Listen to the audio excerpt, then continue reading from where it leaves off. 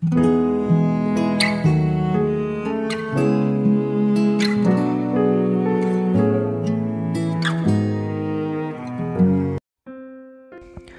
saudara dikasihi Tuhan Yesus, selamat pagi dan salam sejahtera bagi saudara semua. Saya menyapa bagi saudara yang ada di Indonesia dari Sabang sampai Merauke, baik yang di kota maupun yang di desa, dan saudara yang ada di Malaysia, di Sabah, Sarawak, Kuala Lumpur. Senang sekali kembali menjumpa saudara pada saat pagi ini.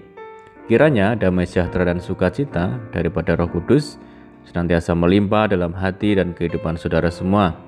Dan kiranya saudara semua dalam keadaan sehat selalu, puji Tuhan. Selamat datang kembali di Pokok Anggur bersama saya Yosia Krisbianto.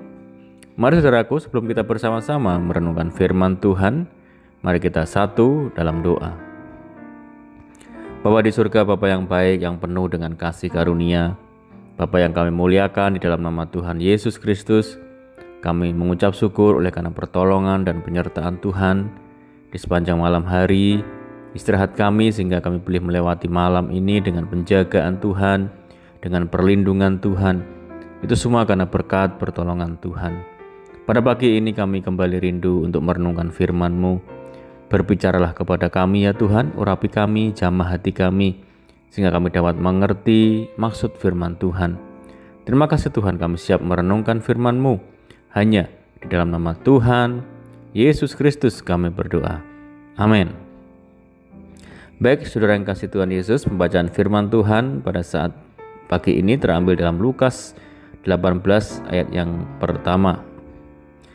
Yesus mengatakan suatu perumpamaan kepada mereka untuk menegaskan bahwa mereka harus selalu berdoa dengan tidak jemu-jemu. Puji Tuhan.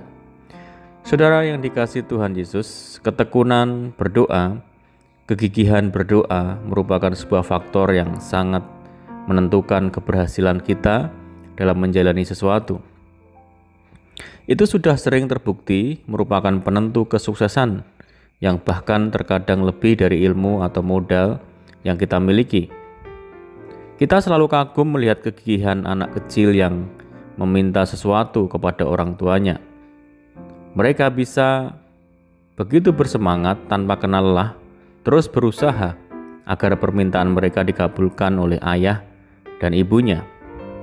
Benar, memang belum tentu apa yang mereka minta itu baik, tetapi setidaknya kita bisa belajar dari kegigihan mereka. Karena seiring pertumbuhan orang menjadi semakin dewasa, seringkali kegigihan menjadi menurun pula secara signifikan. Saudara, dalam menghadapi masalah, seberapa besar kesabaran kita untuk berharap kepada Tuhan? Seringkali ketidaksabaran ini menjadi penghalang terbesar bagi kita untuk menikmati janji-janji Tuhan. Betapa seringnya kita hanya mencoba sebentar, hanya berdoa selama beberapa waktu, tetapi kemudian kita pun cepat merasa kecewa dan berhenti berdoa. Kita mau Tuhan menjawab dengan instan sesuai waktu yang kita inginkan. Jika tidak, maka secepat itu pula kita meninggalkan Tuhan. Sebagian orang lalu akan segera mencari alternatif lain akibat merasa kecewa kepada Tuhan. Atau tidak jarang pula orang terlebih dahulu mencoba segala sesuatu dan baru mencari Tuhan sebagai palang pintu terakhir. Atau ada pula yang menganggap doa sebagai sesuatu yang sekedarnya saja. Tidak ada keyakinan sedikit pun bahwa Tuhan mendengar dan bisa menjawab doa mereka. Yang sering menjadi akar permasalahan, selain tidak yakin, mereka pun sulit menerima kenyataan bahwa waktunya Tuhan yang terbaik untuk menyediakan segala yang terbaik bagi kita, saudara. Waktu yang terbaik yang kita anggap benar hanyalah berpusat pada pandangan kita pribadi, bukan lagi waktunya Tuhan. Tidak jarang pula orang malah hanya menganggap doa seperti mengirim paket permintaan semata. Ada perlu baru berdoa. Jika semua berjalan sesuai keinginan, maka doa pun tidak dibutuhkan lagi. Padahal doa merupakan sarana bagi kita untuk berhubungan dengan Tuhan. Semakin rajin kita berdoa, hubungan kita akan semakin dekat. Kita pun akan semakin peka terhadap suara Tuhan. Saudaraku, Tuhan Yesus memberikan sebuah perumpamaan yang sangat menarik mengenai pentingnya sebuah ketekunan dalam berdoa, seperti yang bisa kita baca dalam Lukas 18 ayat 1-8. Mengambil perumpamaan tentang seorang janda, sosok yang lemah dan sering digambarkan sebagai figur yang tertindas dan diperlakukan tidak adil di dalam Alkitab, dan seorang hakim yang lalim. Demikian bunyi ayat pembuka perikop ini. Yesus mengatakan suatu perumpamaan kepada mereka untuk menegaskan bahwa mereka harus selalu berdoa dengan tidak jemu-jemu. Saudara, dalam kisah ini si janda diceritakan terus memohon kepada hakim lalim agar haknya dibela.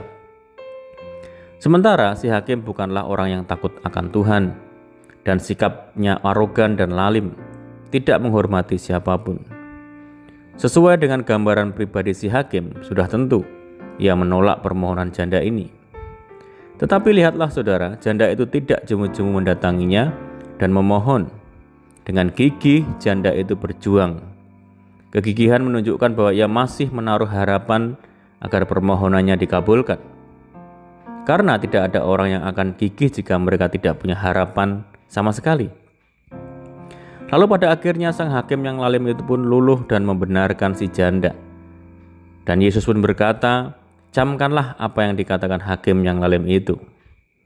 Jika hakim yang lalim saja bisa luluh terhadap permohonan tidak jemu-jemu dan pada akhirnya mau mengabulkan permintaan si janda, bagaimana mungkin Tuhan yang begitu penuh kasih setia tidak mendengarkan seruan kita?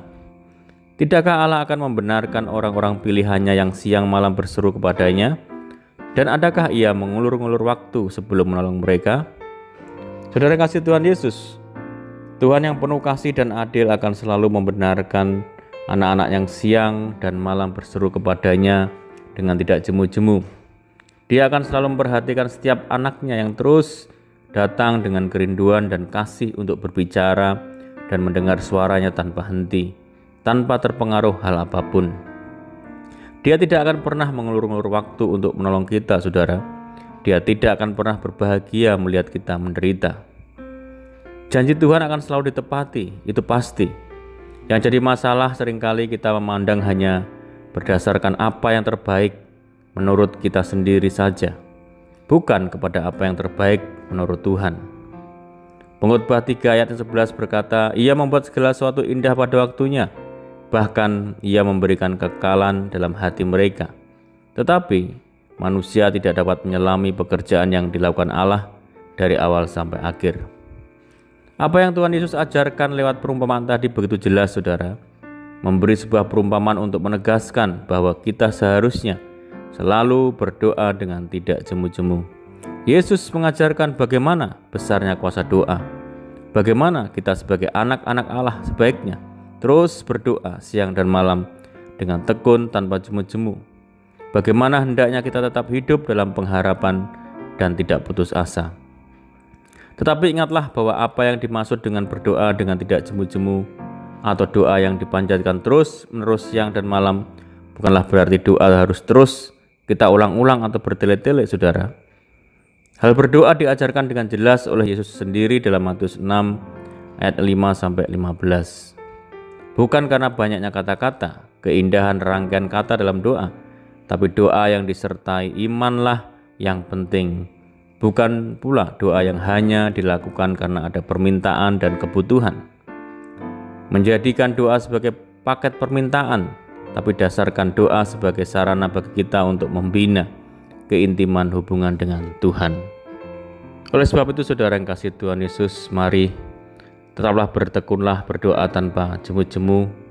Ibrani 10 ayat yang ke-23 berkata, marilah kita teguh berpegang pada pengakuan tentang pengharapan kita, sebab Ia yang menjanjikannya setia. Amin, puji Tuhan. Mari kita berdoa. Bapa di surga, Bapa di dalam nama Tuhan Yesus, terima kasih, bersyukur buat firman-Mu saat ini, mengajarkan kepada kami untuk bertekun dalam doa, seperti yang Tuhan Yesus ajarkan dan kehendaki.